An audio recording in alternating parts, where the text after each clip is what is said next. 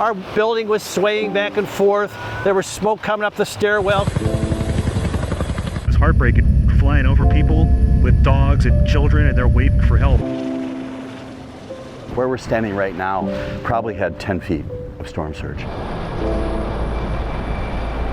It has been nearly 2 years since Hurricane Ian hit Southwest Florida, yet here in the town center of Fort Myers Beach, the damage can be seen just about anywhere you look. Businesses that are still struggling to reopen with the slow rebuilding process, and the island's iconic pier still untouched. Hurricane Ian delivered a devastating double punch to Southwest Florida. Catastrophic Category 5 winds and historic storm surge, an incredibly damaging and deadly combination, but much different than what we saw here in Houston during Hurricane Harvey.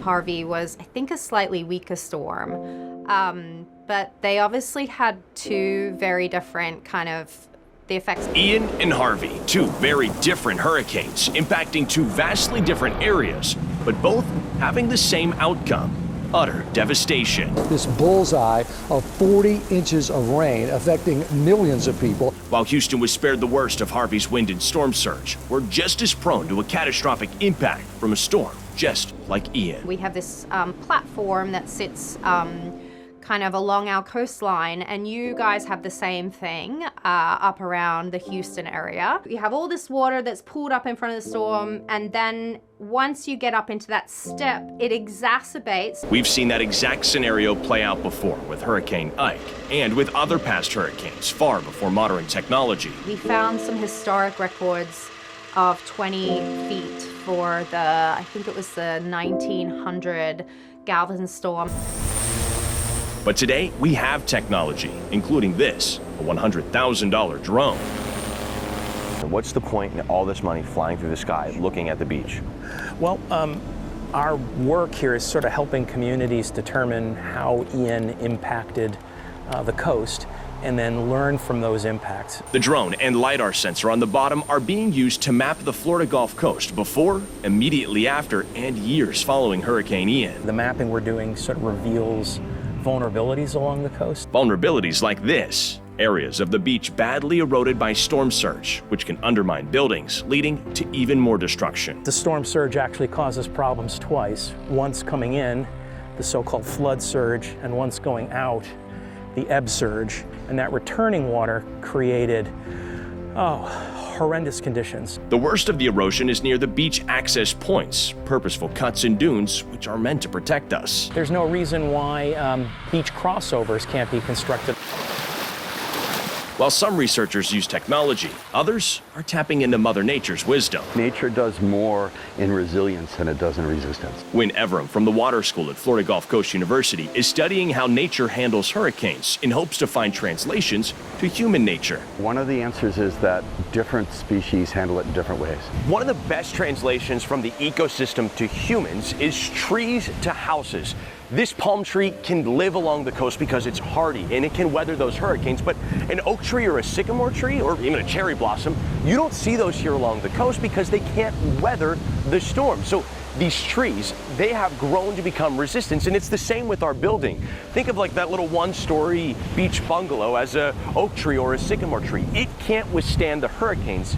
So instead, let's build resistance to the hurricanes. They're never gonna go away. So let that palm tree be that big house on those 20-foot stilts. That way, they have a better chance of weathering a storm. We had Donna in '60.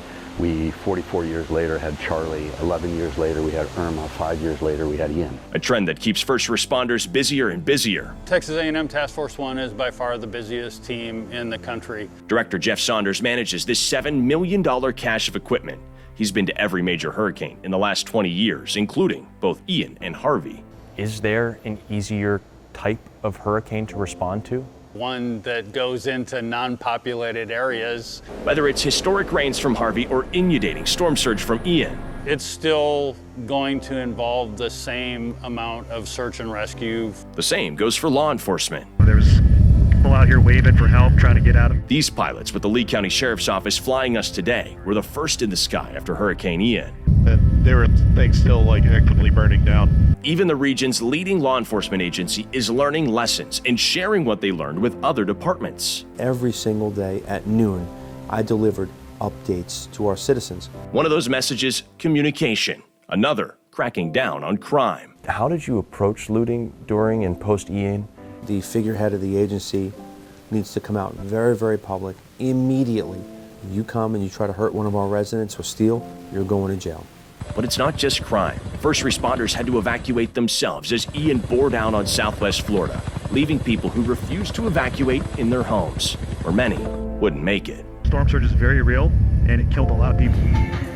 On the island of Fort Myers Beach, recovery and rebuilding is everywhere you look, but it took a while to get here. On an island where 1/3 of the buildings were destroyed and not a single vehicle survived, residents were stranded off the island. Make sure you have a really good plan, not only to get out away from the storm, but to be able to come back to your community after the storm. But their biggest issue is out of Vice Mayor Jim Adderholt's hands. It's an issue we're dealing with right here in Houston. Our primary obstacle to recovery has been the insurance companies. And I think for your folks and your viewers in Texas, they need to be prepared for the insurance industry to be non-responsive.